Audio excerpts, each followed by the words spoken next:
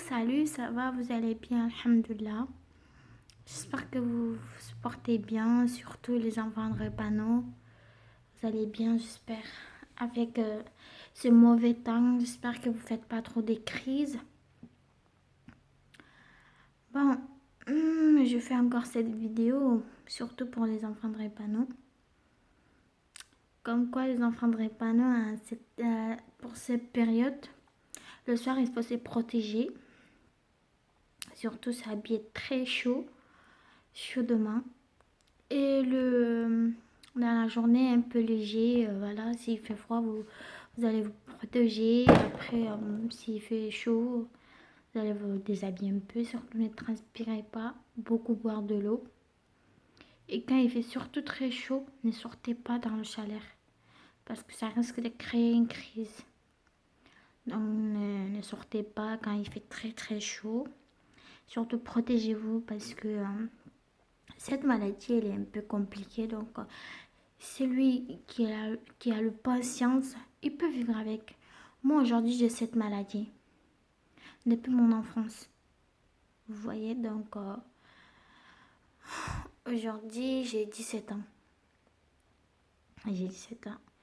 Depuis ma naissance, je vis avec cette maladie jusqu'à maintenant. Et jusqu'à maintenant, des fois le médecin il me pose des questions, je réponds comme une folle, il me dit wow, mais tu connais tout, tu connais plus que nous. Il dit oui, il faut savoir vivre avec sa maladie surtout. Le médecin il s'en occupe pour vous calmer les douleurs, pour vous donner des traitements, mais après quand vous respectez votre corps, le médecin ne peut pas vous donner des idées sur votre corps. Bon, c'est quoi. Et après, donc, moi, je connais qu'est-ce que j'ai, donc je respecte. Le matin, s'il fait chaud, je m'habille léger pour pas transpirer, pour faire une crise. Et le soir, à cette heure-ci, vers 17h, 18h, il commence à faire froid parce que on n'est pas encore en été. Quand il commence à faire chaud, je mets un truc, par exemple un pull. Voilà, je m'habille un peu très, voilà, très chaud. Comme si on était en plein hiver, alors que non, pas du tout. Voilà.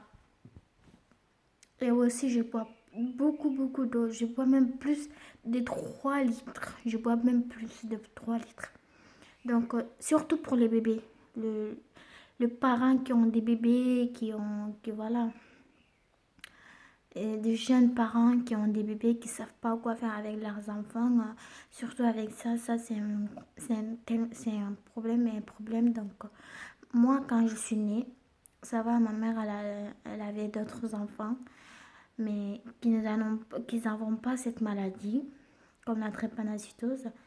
Dans toutes mes frères, on est 5 à la maison, on est 5 enfants, mais je suis la seule à avoir la drépanocytose. Les 4, rien du tout. Mais j'ai mon petit neveu qui a le AS, parce que sa mère, elle était porteuse de AS. Et moi, c'est SS. Mais on n'était pas du tout de même mère, de même père, surtout de même père, parce qu'on était de même mère, mais pas de même père. Leur père, il était pas porteur, ma mère, elle était porteur, et mon papa, quand elle s'est mariée avec mon papa, à l'époque, il savait pas quoi faire, des analyses, quoi, le mariage de nos parents.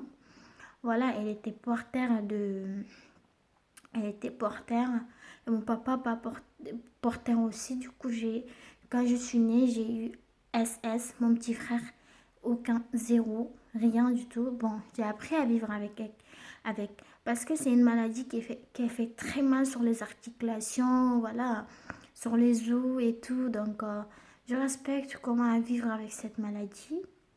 Mais sinon, oui, ça m'arrivait de penser à plein de choses. Oui, mais bon, bref, le, celui qui t'a créé, c'est Allah. Et c'est Allah qui t'a donné cette maladie. Et c'est Allah qui va la faire sortir de toi. Si, الصبر نصر. الصبر نصر, comment on dirait, c'est quand tu patientes, après, le patient, il est toujours gagnant. Si tu veux gagner dans ta vie, il faut que tu respectes et que tu apprends à vivre avec celle-là, avec cette maladie.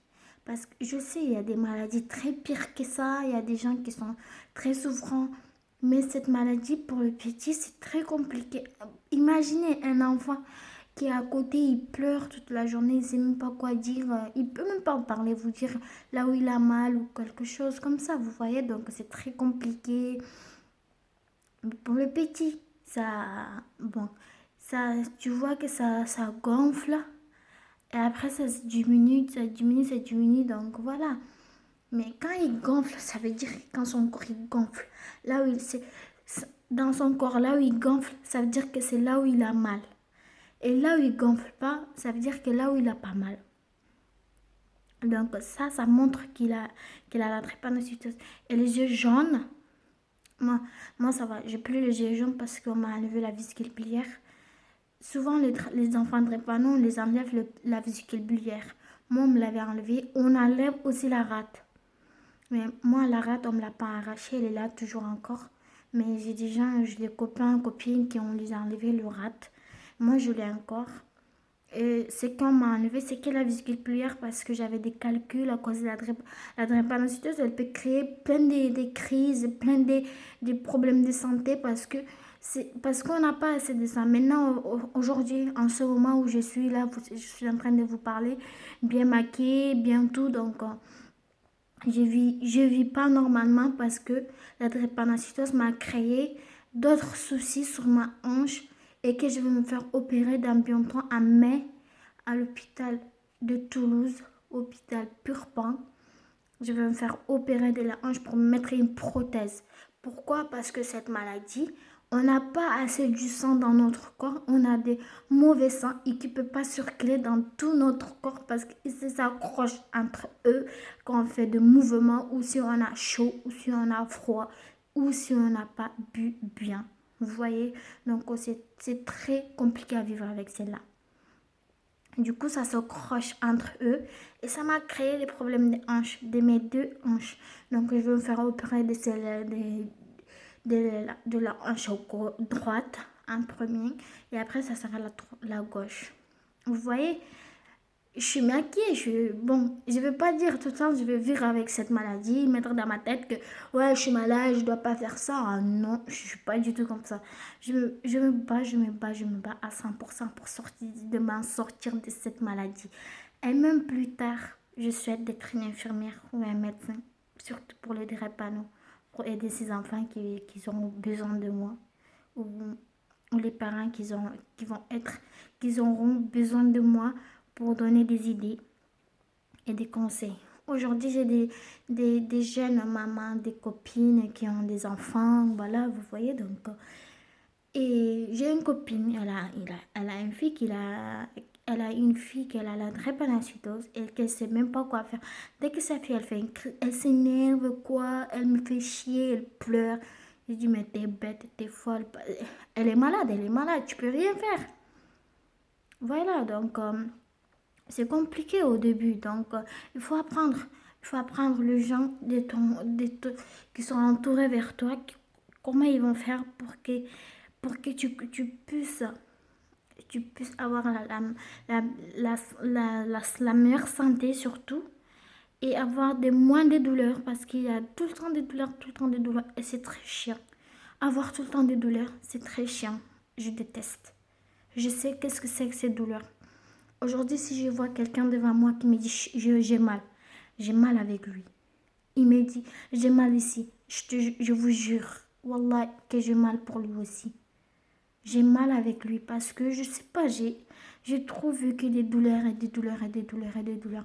En ce moment, je vis avec des douleurs. Tous les jours, tous les jours, tous les jours. Je ne vais pas dire, oh putain, j'en ai marre. Je dis toujours Alhamdulillah. Et quand tu dis Alhamdulillah, Allah ne va pas te laisser tomber. Croyez-moi. Et donc, priez pour vos enfants. Et priez pour vous-même et pour nous, qu'on aura besoin de votre prière. Et quand je prie, je ne veux pas vous oublier, ok? Et surtout, si vous avez quoi que ce soit, des informations, des aides, voilà, donc vous pouvez me trouver sur ma site Facebook, Twitter, WhatsApp, non, pardon, voilà. Et donc, Instagram, voilà, des choses comme ça, des réseaux sociaux, je suis là. Bon, je peux donner des idées, des fonctions, surtout pour les bébés, il faut qu'ils, vous le massez, qui, vous les lavez avec des lumps chauds et le masser avec de l'huile pour que leur os, ça, ça, pour que ça soit solide. Pour après, vous allez pas avoir des soucis pour que vos enfants n'auront pas des soucis en grandissant, qui vont avoir des problèmes de la hanche aujourd'hui comme moi. Et faites-le manger de la betterave. Vous voyez la betterave, vous coupez en petites tranches. Vous le coupez, vous mettez juste un tout petit poivre avec du sel. Il le mange. Il le mange. Voilà. Et après, il y a le foie. Le foie, par exemple, le foie de bœuf ou de mouton, je ne sais pas, n'importe quel foie. Vous coupez en petites tranches légères et vous mettez juste un peu de... Vous mettez un peu de l'eau chaude, un peu de citron, un peu du sel, un peu de poivre, mélangé. Il le mange comme ça, il boit le jus. Ça aide aussi. C'est ce que ma mère elle me faisait. Ça aide à ne pas faire une crise aussi. C'est des trucs tradition. C'est mon grand-père qui a donné cette idée à ma mère. Parce que quand mon grand-père, avant de mourir aussi, il avait des soucis de santé. Donc voilà, c'est pour ça aussi, c'est lui qui a donné cette idée à ma mère, comme quoi il fallait le foie pour qu'elle le mange. Et j'ai eu moins de crises. Et il y a le fait de coton. Il y a le fait de coton. En France, on ne peut pas le trouver surtout. En Afrique, il y a le fait de coton. Vous le coupez, vous le lavez, vous l'écrasez avec une machine, avec un mixeur. Vous mettez un peu de citron, voilà, avec le jus. Vous mettez un peu de citron, un peu de sucre. Et ça devient rouge, on dirait du jus de raisin. Surtout, on dirait comme des jus de raisin. J'ai toujours adoré ça. Voilà, ça aussi, ça aide. Et trop tôt le matin, faire boire votre enfant le jus d'orange. Un gros verre de jus d'orange. Et après, il peut commencer à boire de l'eau, jus de raisin, n'importe quel truc, juste des liquides. Surtout qu'il a besoin d'avoir trop de liquides sur son corps. Et ça va lui aider à ne pas faire des crises. Et il y a l'acide folique spécial Foldin. Un comprimé, juste de petits comprimés à la sucer et le sucré. Ça aide aussi.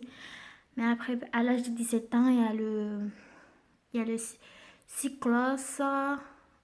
Bon, il y a plein de trucs. Je ne suis pas médecin pour faire une ordonnance. Donc voilà, vous pouvez aller voir votre médecin ou quelque chose comme ça. Et voilà, je vous souhaite une très bonne journée. Si vous avez quoi que ce soit, je vais marquer mon numéro, mes adresses. Si vous avez besoin des aides, de n'importe quoi que ça soit pour aider les enfants qui sont malades, je serai toujours avec vous. Allez, je vous dis merci, au revoir, à la prochaine, Inch'Allah. Et je vous fais des gros bisous. Bye!